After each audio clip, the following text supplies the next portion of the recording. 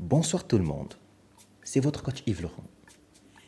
Ce soir, je viens partager avec vous certaines techniques pour solutionner la majeure partie de vos problèmes de couple, sinon même tous. Tout d'abord, j'espère que vous allez bien. Et si tu ne t'es pas encore abonné à ma chaîne ou à mes pages Facebook, c'est le moment de le faire. Ça ne prend que quelques secondes. Tu le fais pour ne plus rater aucun de mes prochains conseils ou aucune de mes prochaines vidéos. Nous allons commencer par ce qu'il ne faut surtout pas faire lorsque vous êtes face à un problème avec votre conjoint. Alors les problèmes peuvent arriver de multiples manières possibles. Ça peut être une tierce personne annexe à votre relation qui puisse susciter les problèmes dans votre couple, à savoir des amis. Cela pourrait arriver par quelqu'un de mal intentionné qui pourrait venir vous dire à l'un et à l'autre des choses qui sont fausses pour simplement que vous vous cogniez les têtes tous les deux et que vous puissiez par la suite vous séparer.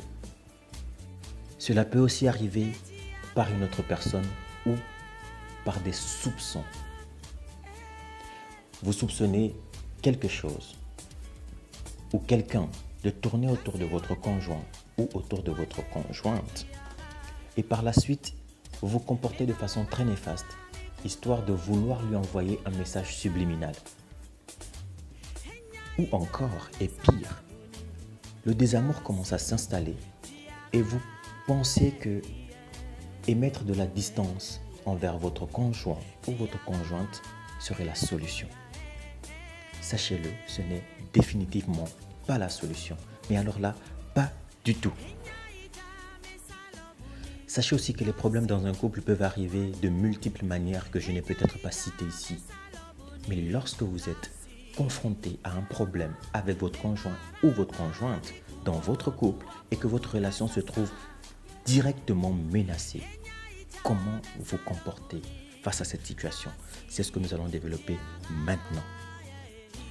Sachez que le remède miracle à tous les problèmes de couple, et je dis bien tous les problèmes de couple, c'est le dialogue.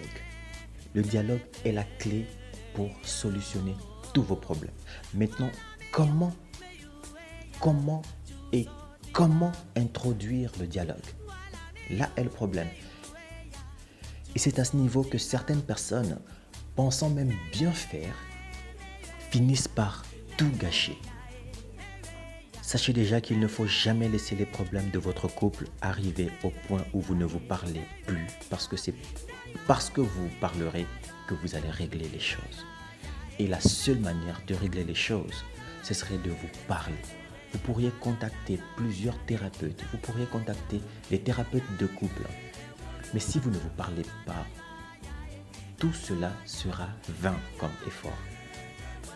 Passons maintenant à la manière proprement dite de comment est-ce qu'il faille que vous vous comportiez lorsque vous êtes face à un problème de couple avec votre conjoint ou votre conjointe. Je vais les résumer en 5 petits points, dont le premier est de reconnaître déjà qu'il y a un problème. C'est très important de reconnaître qu'il y a un problème dans votre couple lorsqu'il y en a un, parce que cela va vous permettre de savoir qu'il y a quelque chose à régler. Si vous vous leurrez en vous disant qu'il n'y a aucun problème, alors il n'y a rien à régler et vous allez perdurer dans des situations tumultueuses. C'est aussi simple que ça. En deuxième position, il y a l'identification du problème. Après avoir reconnu qu'il y a un problème, mais il faut le cibler. Il faut identifier le problème qui mine votre couple. Savoir précisément ce qu'il y a qui ne va pas entre vous. Qu'est-ce qu'il y a qui vous met autant en désaccord? C'est quoi? Identifier ce problème-là. Une fois que vous avez reconnu que vous avez un problème, une fois que vous avez identifié de quoi il s'agit, il faille maintenant identifier pourquoi est-ce que ce problème est arrivé. Et ça, c'est le troisième point, qui n'est autre que la cause du problème. Savoir quelle est la cause du problème. Savoir pourquoi est-ce que c'est arrivé. Pour ne plus jamais recommettre cette même erreur, il faut déjà savoir quelle est cette erreur. Le quatrième point est de reconnaître d'un commun accord quelle est votre part de responsabilité dans le problème que vous venez de traverser ou que vous êtes en train de traverser. C'est très important que chacun se remette en question pour que vous puissiez apporter une solution commune pour que vous puissiez sauver votre couple.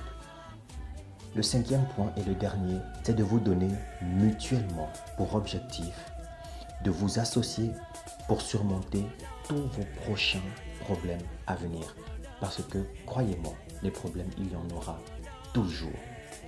Mais vous devez vous associer pour surmonter ensemble chacun de vos prochains problèmes. Cela ne pourra que vous rendre plus fort et plus à même d'affronter certains problèmes, sinon même tous les problèmes que vous rencontrerez dans vos vies par le futur. Cela ne pourrait que vous fortifier. Fortifier votre relation, histoire de la rendre capable de surmonter tous les tumultes à venir. J'espère que vous m'avez écouté, j'espère que cela vous a plu, j'espère que cela vous a servi. Si tel est le cas, lâchez un pouce bleu, abonnez-vous pour ne rater aucun prochain conseil. Je vous remercie de m'avoir encore écouté. Bonne soirée chez vous.